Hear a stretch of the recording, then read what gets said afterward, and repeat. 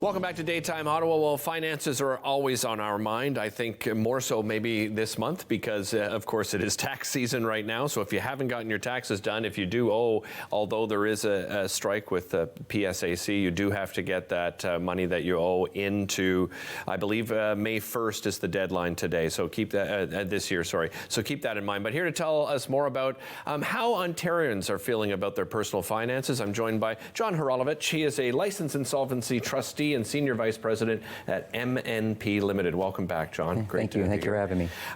So you've got some latest statistics to share with us. Let's start with that.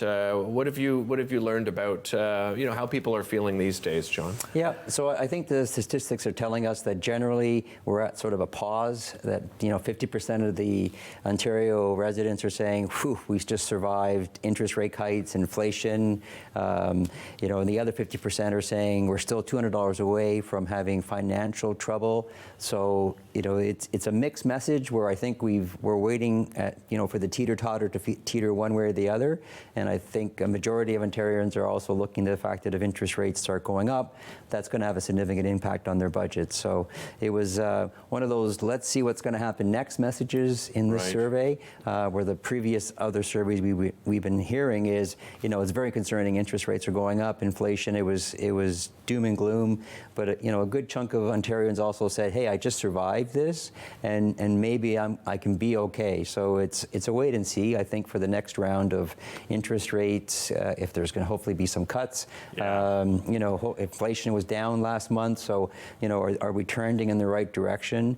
So it was an interesting results that we saw in our survey. John, I think it's fair to say interest rates will either stay stable as they are now, or they're going to go down, right? I mean, there's no way they would be raising interest rates, projecting forward. That's a difficult question to answer because there's so many things that factor into that.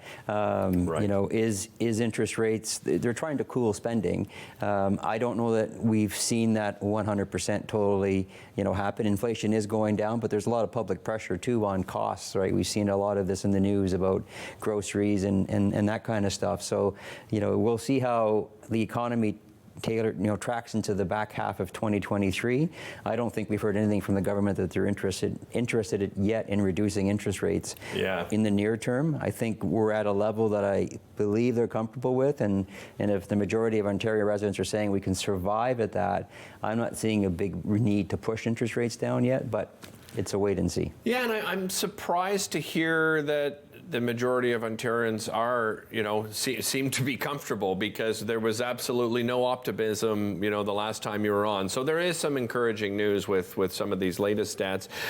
Let's talk about sort of taking a proactive approach when it comes to debt management, because, debt, I think we're in that $1.80 range again, that we're seeing that every dollar we bring in as Canadians, we're spending $1.80. How do we properly manage our debt, John? Yeah, that came through in our survey too, that majority of Ontario residents are concerned about their level of debt.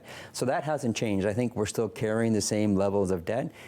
All the survey really said is we've been able to manage it, but it also said that the available income has dropped. So, there was a 5% drop in the disposable income to service debt.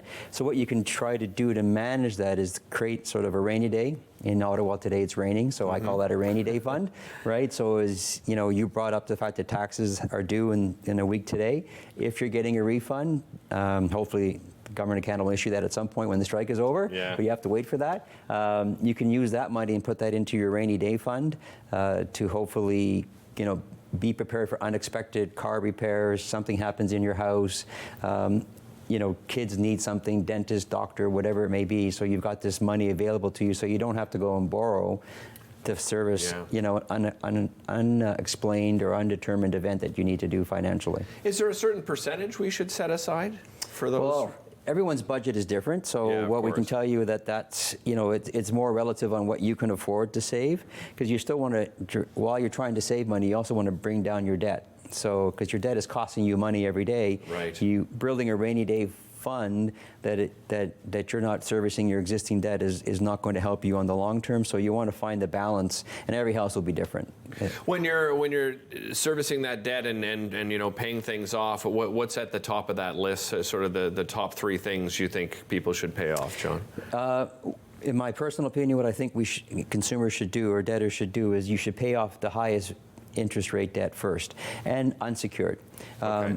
What we also know is right now a lot of families have locked in mortgages and locked in loans at a much lower rate. So if you're at a 2.2% interest rate on your mortgage, you're not going to want to accelerate those payments when you're paying 21% on a credit card debt. So you want to direct your extra income to service the high interest rate debts that are open, so that when you get to the point when your mortgages come up for renewal, you've reduced your debt so you can service potentially increased mortgage costs if interest rates don't go back down to 2.2% or however low they were when you renewed. John, what's the red flag where you should see a professional like yourself? Well, the red flags is staying up at night, trying to wonder how you're going to manage your debt, because again, our survey did say that Ontario residents are still concerned about their level of debt. So that already is generally a red flag. And I think the opportunities are to talk to someone like myself, like a licensed insolvency trustee, where we can talk about consumer proposals and budgeting and get ahead of the curve before your disposable income shrinks so much that you can't even try to offer a proposal. So I think right now we're seeing the red flags that we should be talking about things.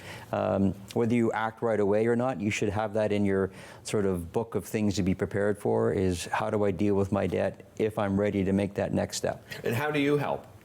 Well, what we do is we sit down with individuals and families and look at your income coming in, your expenses, and what income you have available to service debt, and then come up with a plan that we believe you can afford as a family to reduce your debt. And every payment you make towards that lowers your debt. Consumer proposals are interest-free, what I would call interest-free financing contracts with your creditors. Right. So if you file today, there'd be no further interest. And every payment you make essentially drops that debt down to zero over the period of time, typically maximum 5 years, but it can be accelerated. John, really appreciate the time as usual. Thanks so much for joining us, and really encourage you again. It's a free consultation that first time that you sit down with somebody at MNP. We'll be back with more after this.